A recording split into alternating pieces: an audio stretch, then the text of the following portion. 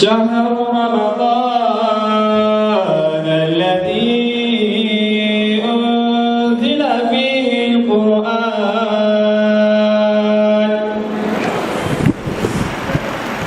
هدى للناس وبينات من الهدى والفرقان. In a heartwarming display of appreciation, the Ifakoijaye Muslim community has lauded Honorable Adewale Temitope Adedeji for his immense contribution to Islam and his constituents. ومن كان مريضا أو على سفر فعدة من أيام أخرى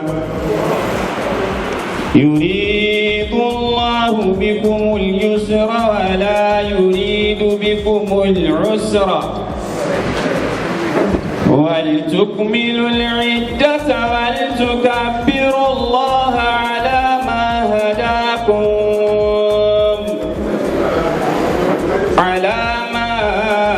هداكم ولعلكم تشكرون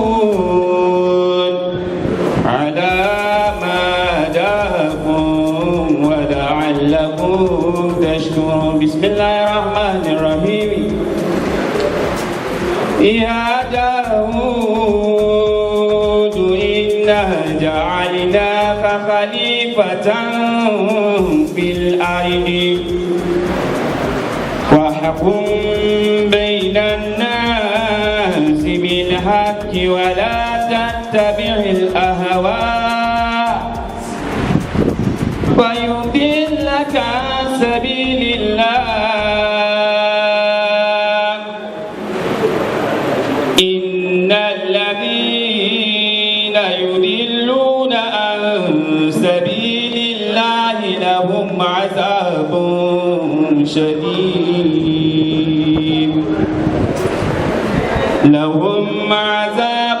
شديد بما نسوا يوم الحساب لهم عذاب شديد بما نسوا يوم الحساب صدق الله مولانا العظيم. At the annual Ramadan lecture held at the Unity Center in Ifakoijaye, the president of the Ifakoijaye Muslim community, Alhaji Abdul Latif Sumonu, who praised Honorable Adewale Temitope for his unwavering support for Islam and his dedication to the well-being of his constituents. Quoting Alhaji Latif Sumonu, God has blessed us with Honorable Adewale Temitope Adedeji. He is a man who doesn't joke with anything that concerns Islam. He has done a lot for the people, providing free GC and JAM forms, palliatives for the widows, empowerment programs, and many more.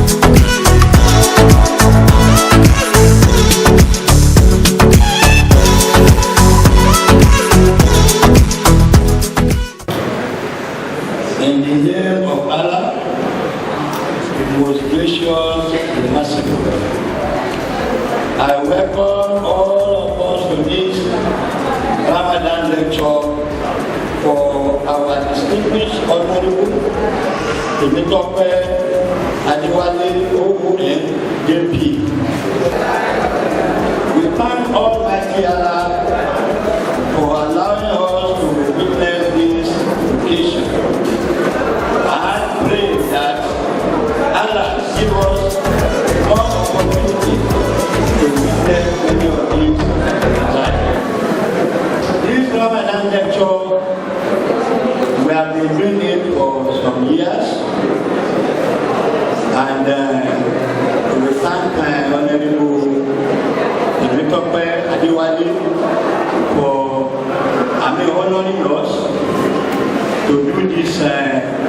Ramadan lecture here, because this thing is being done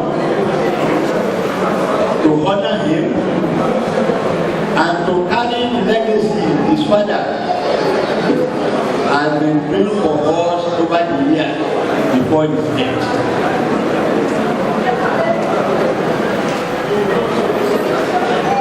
Honorable Temitope has been doing well for people in this constituency and even for the Muslim community. We want to let people know that to religious bodies, they have been giving us things like school wife, jam, palliatives, and so on and so forth. To the community, they have been doing well too, and we pray that he continues to do this, and God will help him.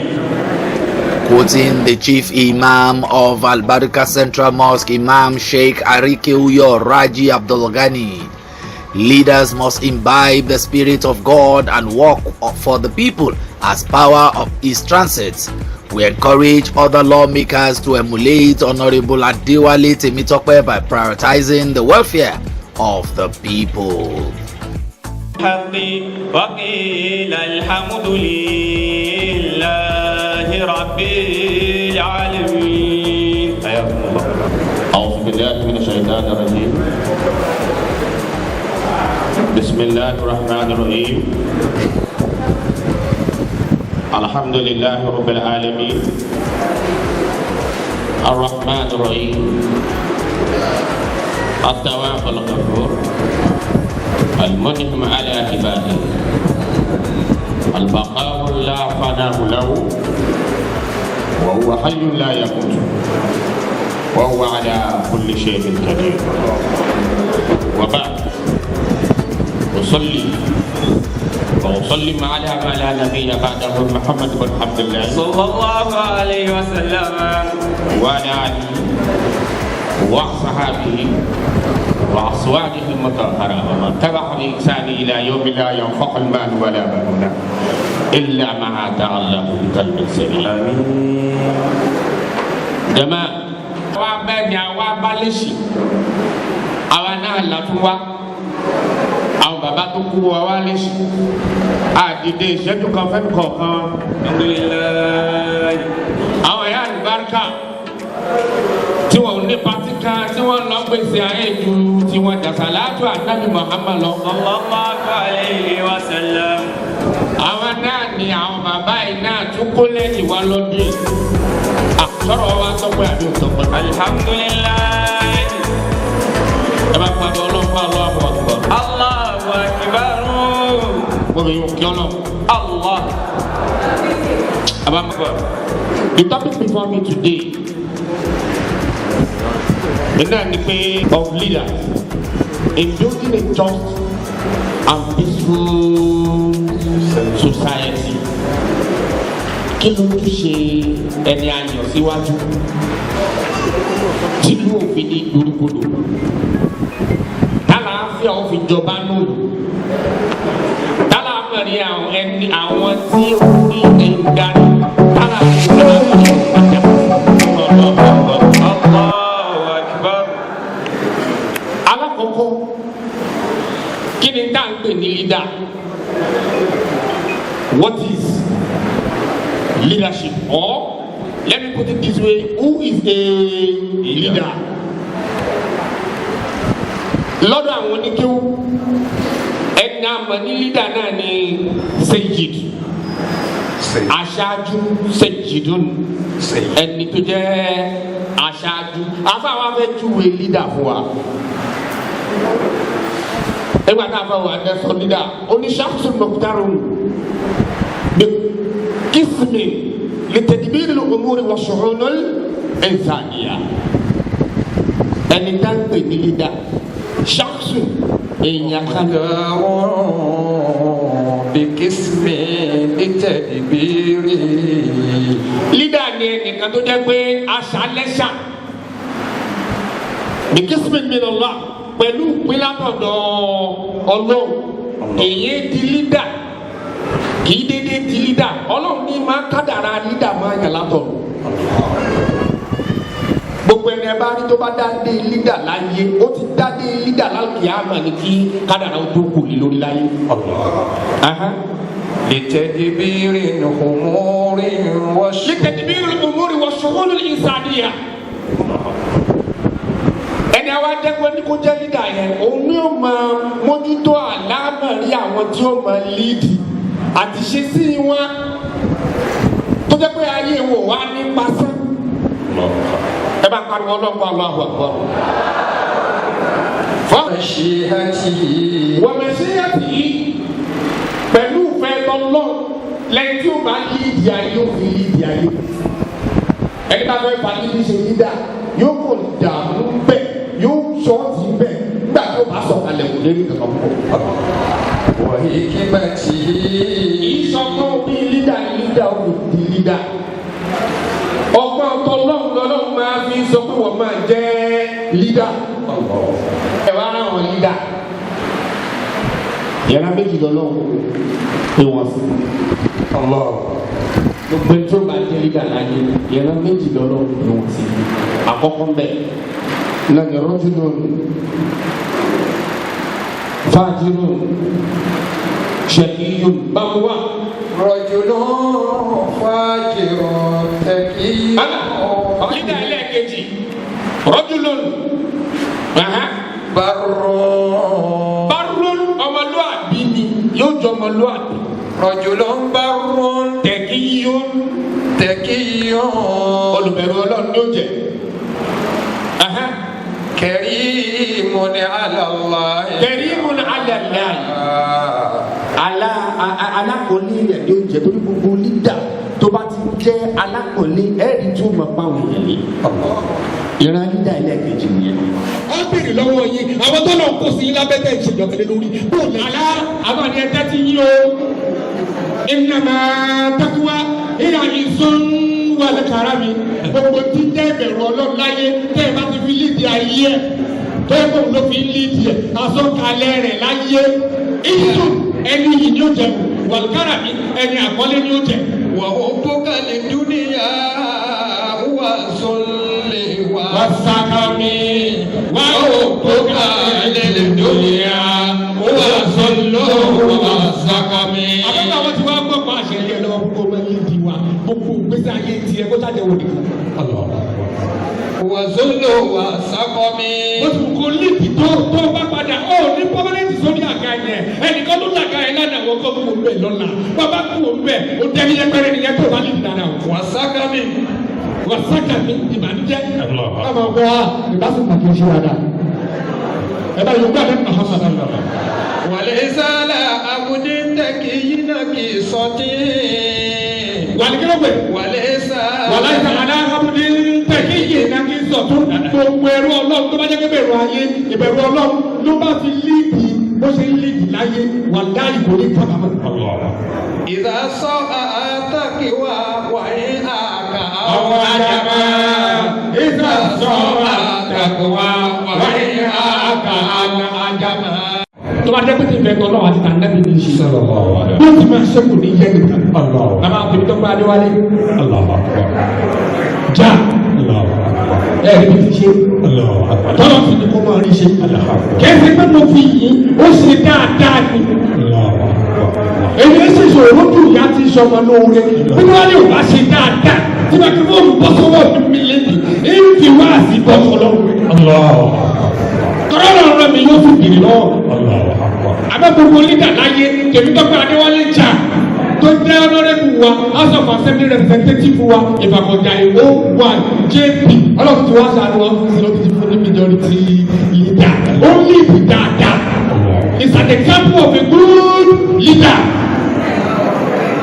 ìbẹ̀rẹ̀ wa fi ṣoríṣẹ́ o ẹni bá ṣe tó pín bíbélì ní orí aṣèkí ní òun lágbára ẹgbẹ́ ìgbẹ́ olùkọ́lẹ̀ fún Temitope tó wọn lọ ẹ dàpọ̀ kò bẹ̀yìn ní ṣé ti wí o fẹ́ fowó kọ́lẹ̀ fún Temitope ẹ dàpọ̀ bàbá ṣé ti wí.